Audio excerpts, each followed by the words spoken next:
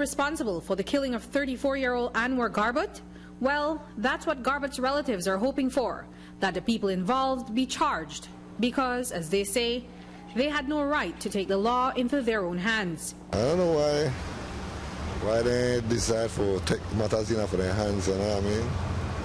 So people are like, we as family, we see it as justice, because if I go there right now and I hurt somebody, I kill them, they want to charge me for murder. You know what I mean?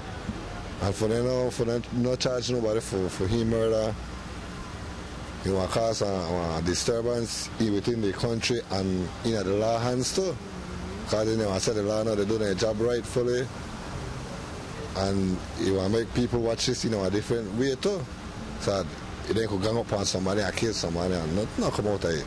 And they can't do things like that. They have to show a better result as police officer in a Belize City, you know. They have to do the investigation right, get it good and think. Because like what I say, what he did wasn't rightful. But when they do too, I never make no sense neither. Two wrong. Well, two wrongs in one. Like what I said, I never first or second time we've been through the accusation, you know. And they always get accused of it.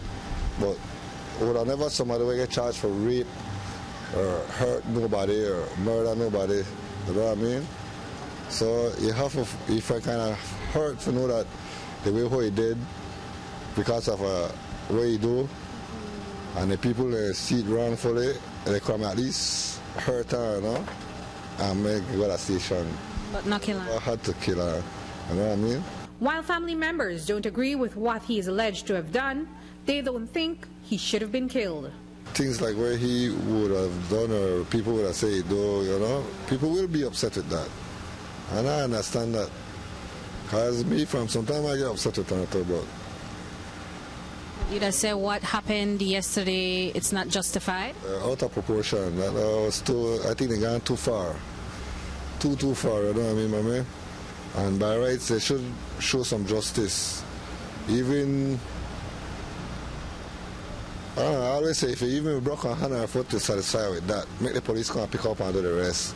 That's what the family would have liked, for the residents to call the police and come and pick him up. Yeah, like what they usually do. Come more than one time when they accuse her, thinking that the police ain't going to pick him up or carry her or do something, you know what I mean? And rightly so. So far, Dangriga police are calling it a murder.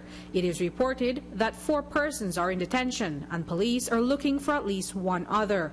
While police are hopeful, the family is skeptical about how this will play out. We enjoy a fairly good relationship, and we always, at the end of the day, they always come true for us, and we believe, I am certain that they will for us again. According to the officer we just spoke to, said they have 4 persons in custody, you know, but they're not sure if they want to get charged or not. Honestly, why they're not sure, because... Why did they say that? If they say probably they don't have solid evidence, nobody don't want to talk. How come they can't come across people who for charge for this matter?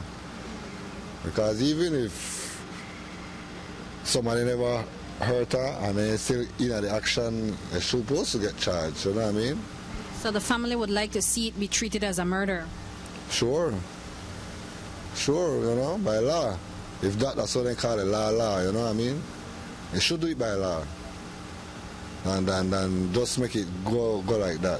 Carrier says that someone has to speak up for Garbutt. He was abandoned by his mother since he was a toddler, and they've come to know and love him as family for 30+ years, despite the demons he battled. But because of those demons, they could have predicted that Garbutt would have an awful end.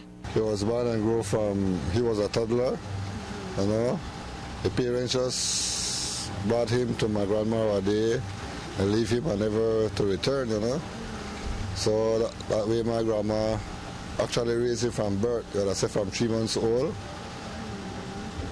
And from there we grew up with one another, knowing each other several, grew up in a good disciplined home.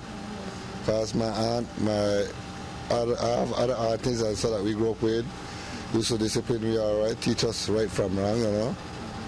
But somehow, somewhere within those years, Anwar developed the mentality where... Did Anwar you know, maybe expressed to you guys that, you know, he had perhaps like a mental problem, anything was wrong? That's exactly what I'm trying to explain right now, because I know I would have talked to you, talk to we, just like who I talk to right now. No kind of disturbance mentally, no kind of stutter, no kind of, you know.